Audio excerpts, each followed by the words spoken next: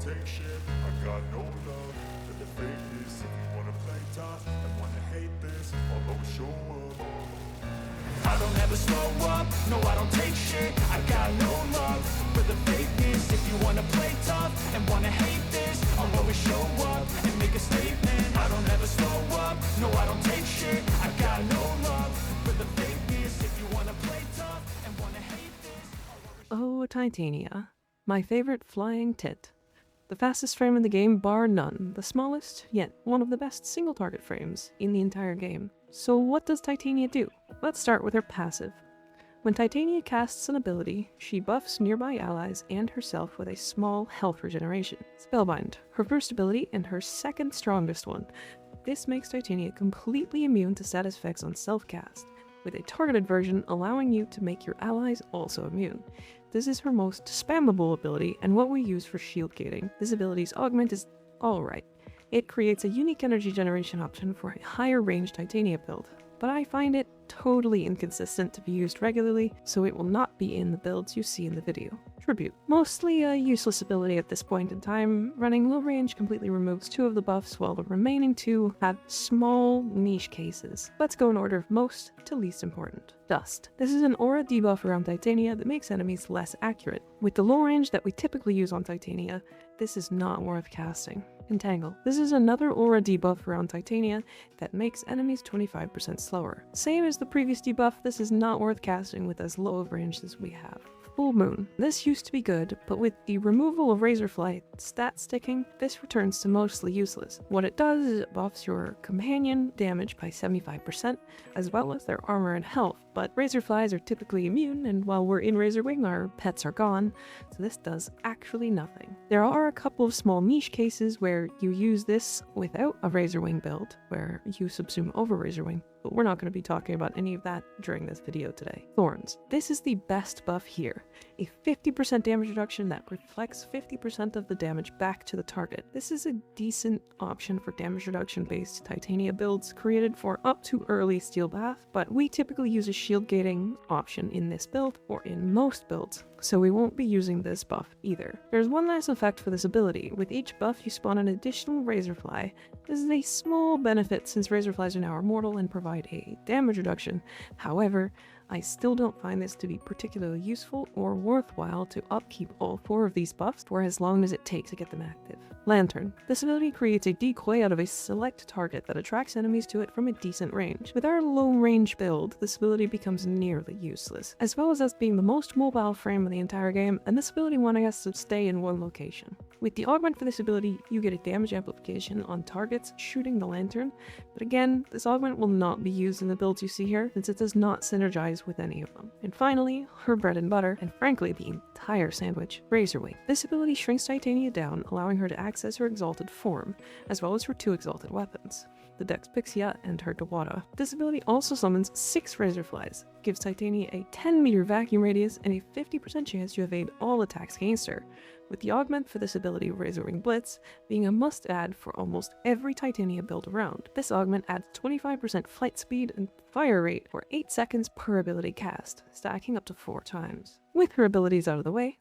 let's talk about how you want to mod Titania and her exalted weapons, starting with Titania herself. Due to the nature of Razorwing Blitz, we opt to mod her for very high strength typically. Mods like Blind Rage, Transient Fortitude, and Precision Intensify work really well here. With low efficiency from Blind Rage, we like Primed Flow for high energy, as well as Equilibrium for our energy sustain. For efficiency, we always want to have a companion with Seismic Bond to give us 30% more efficiency while in Razorwing. This helps a lot with sustaining shield gating and the like. Here we can subsume something like Nourish for energy as well if you so choose. We like very high duration for both Razorwing Blitz and for energy drain reduction on Razorwing. So mods like Narrow-Minded and Archon Continuity work really well here, and very specifically Archon Continuity is nice here since we will be modding our Pixias for Toxin. The remaining mods we slot in are for survivability options. Typically for a high level shield gate build, I opt for catalyzing shields and brief respite, but with a damage reduction centered build, you can slot in Aerodynamic, Aviator, and Boreal's Hatred.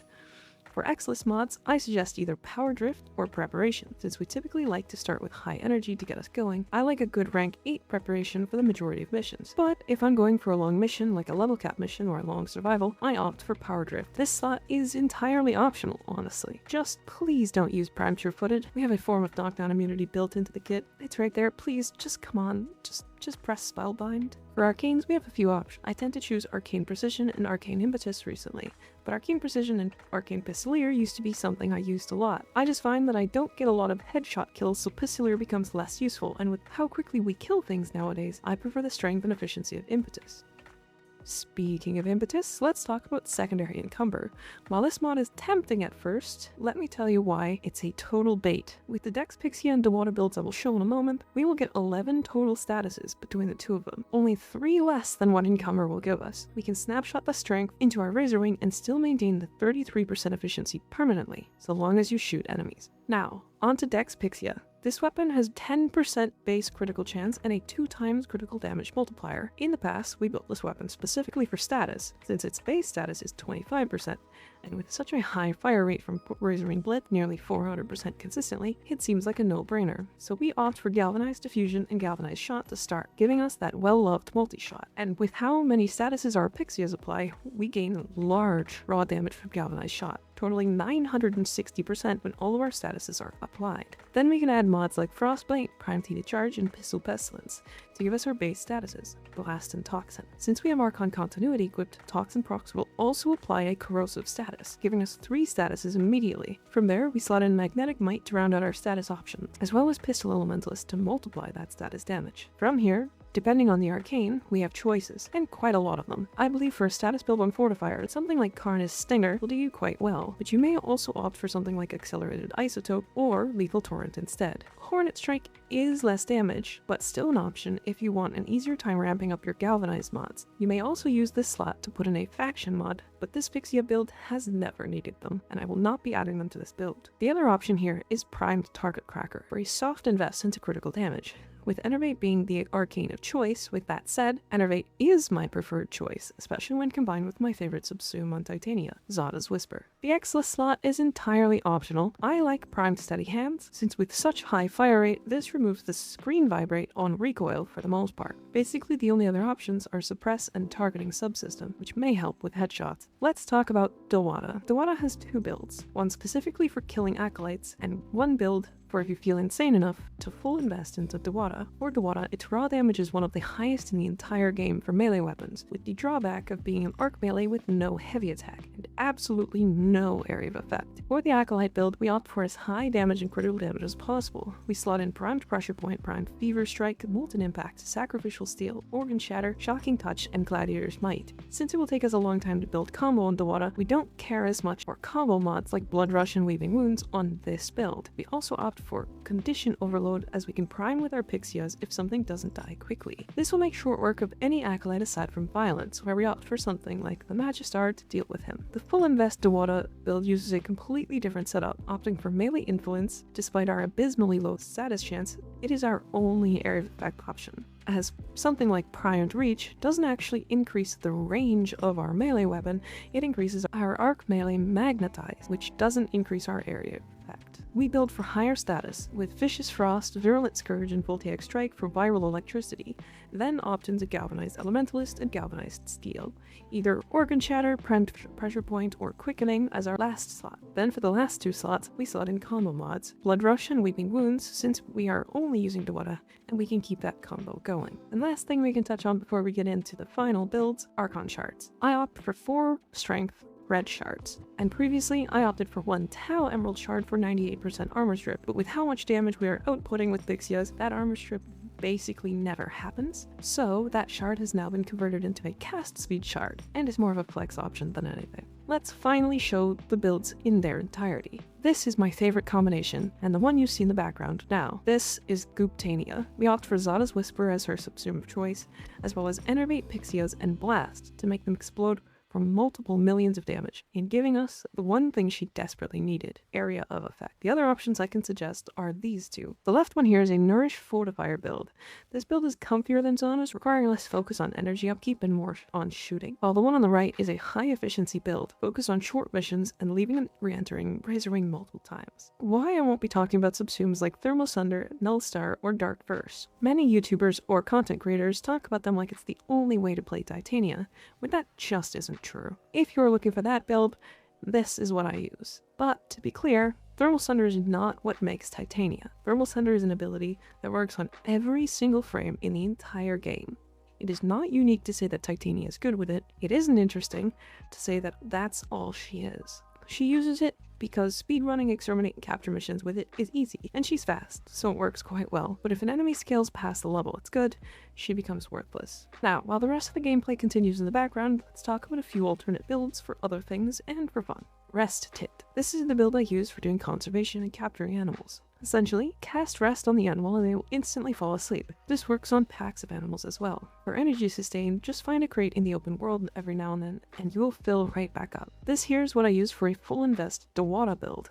Arcane Fury and Arcane Strike for attack speed and damage. Razorwing Blitz gives us even more attack speed, and Quickening gives us even more, with an increased combo count chance. I also invested 5 Violet Archon Shards for critical damage here. Please don't do this, and instead put them on a frame like Atlas or something. But if you're looking for a Diwata build, this does technically work. And here's my third Titania, built specifically with Lua Spy in mind. This uses Master Summons and a Paramoa with the Security Override Precept mod for summoning the Moa through the walls to hack the terminals. This Titania has 5 cast speed shards as well as natural talent, with some parkour speed for when I can't be in Razorwing. I use the Shadow with Cautious Shot in case I need to shoot my feet for something, as well as the Praetos for even more parkour speed. And last but not least, here's the Encumber Pixia build if you decide to use it. We end up dropping a lot of our normal mods since we don't need the statuses and want more toxin statuses than anything else to double up on Archon continuity. And for the last bit of the video, we're going to talk about a few Titania tips and tricks. You can snapshot strength buffs into Razorwing with temporary strength modifiers like the Grimoire and Matterized Sling Strength. They will remain permanently active so long as you stay in Razorwing.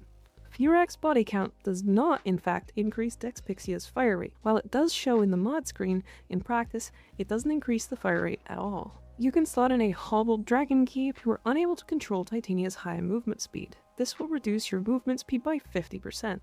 And last, the easiest way to control Titania is by tapping your movement keys. You will tap, then float, and look around. Then tap again to move to a different spot. Make sure you never sprint in Razorwing Blitz unless completely comfortable with it, as you will lose control very easily. Thanks for watching. If you have any other questions, you can leave a comment below or join the Discord. If you liked this video, consider dropping a like. It helps a ton. I stream 5 days a week on both Twitch and YouTube if you wanted to hang out and chat about dumb Warframe stuff or watch me do the MR0 challenge.